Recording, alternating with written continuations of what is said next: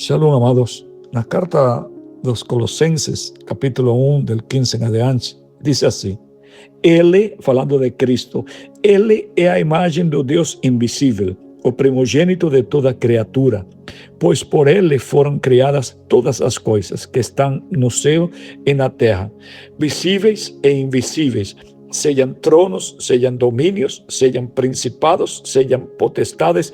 Tudo foi criado por Ele e para Ele. E Ele é antes de tudo, e por Ele tudo subsiste. E Ele é a cabeça do corpo, a igreja, sendo o princípio e o primogênito de entre os mortos, para que em todas as coisas tenha a preeminência. Pois foi do agrado do Pai que nele, em Cristo, habitasse toda a plenitude. Esta passagem nos apresenta uma das descrições mais profundas e majestosas de quem é Jesus Cristo, nosso Senhor. Esta passagem não fala apenas de um mestre, de um profeta ou de um líder espiritual.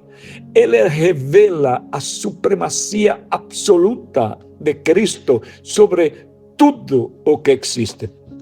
O versículo 15 começa dizendo: Ele é a imagem do Deus invisível. Isso significa que Jesus torna visível aquilo que não podemos ver. Deus, que é Espírito, que é invisível aos nossos olhos, se revelou plenamente em Cristo. Quem quer conhecer o caráter de Deus, sua justiça, seu amor e sua santidade, precisa olhar para Jesus. Ele não é uma representação parcial, ele é a expressão perfeita de Deus. O texto continua dizendo que ele é o primogênito de toda a criação. Isso não significa que Jesus foi criado, mas que ele ocupa a posição de autoridade e honra sobre toda a criação. No contexto bíblico, o primogênito era aquele que tinha direito à herança e à liderança. Cristo é aquele, amados, que tem autoridade suprema sobre tudo o que existe. No versículo 16, encontramos uma afirmação poderosa, pois nele foram criadas todas as coisas, tudo o que existe nos céus e na terra, visível e invisível, foi criado por meio dele e para ele. Isso muda completamente a forma como vemos o mundo. Nada existe por acaso. Tudo tem um propósito. E esse propósito está ligado a Cristo. A nossa própria vida encontra sentido somente quando entendemos que fomos criados para Ele. Além disso, o texto menciona tronos, dominações, principados e potestades. Isso indica, amados, que até mesmo as autoridades espirituais estão debaixo do domínio de Cristo. Não há poder, seja humano, seja espiritual, que esteja acima dele. Em um mundo cheio de incertezas e medos, essa verdade traz segurança. Cristo reina sobre tudo. O versículo 17 diz: Ele é antes de todas as coisas, e todas as coisas subsistem por meio dele. Cristo não apenas criou tudo, ele sustenta tudo. O universo não está fora de controle, ele continua existindo porque Cristo o mantém. Cada detalhe da criação está debaixo do seu cuidado. Isso nos lembra, amados, que nossa vida também está nas suas mãos. No versículo 18 vemos outro aspecto importante.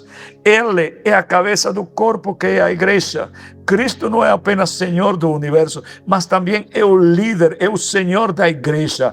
Isso significa que a igreja não pertence a homens, nem a instituições. Ela pertence a Cristo. Ele guia, sustenta e dá vida ao seu povo.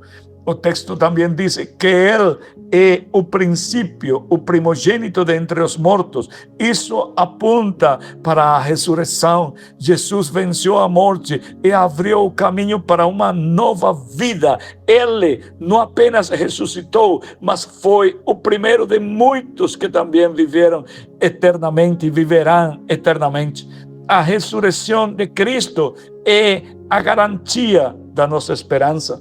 Então chegamos ao versículo 19, que declara: porque foi do agrado do Pai que toda a plenitude nele habitasse.